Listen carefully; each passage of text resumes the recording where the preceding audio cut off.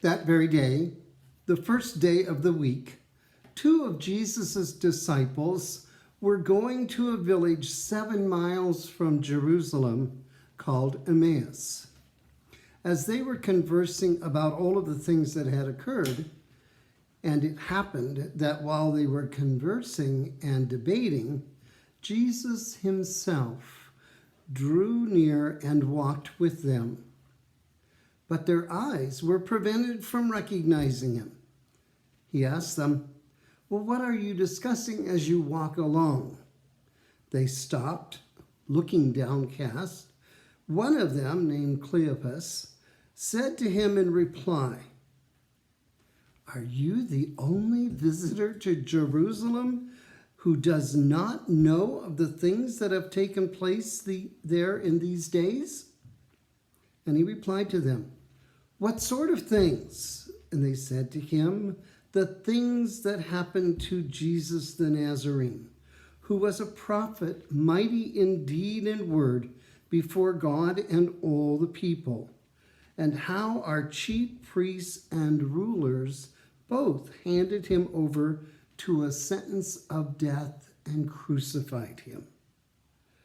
But we were hoping that he would be the one to redeem Israel. And beside all of this, it is now the 3rd day since this took place. Some women from our group, however, have astounded us. They were at the tomb early in the morning, but they did not find the body. They came back and they reported to us what they had indeed seen from a vision of angels, who announced that he was alive. Then some of those who were with us went to the tomb and found the things just as the women had described. But him they did not see. And he said to them, "Oh, how foolish you are! How slow of hearts to believe all that the prophets spoke. Was it not necessary that the Christ should suffer these things and enter into his glory?" Then, beginning with Moses and all of the prophets, he interpreted to them what referred to him in all of the scriptures. As they approached the village to which they were going, he gave the impression that he was going to go on further.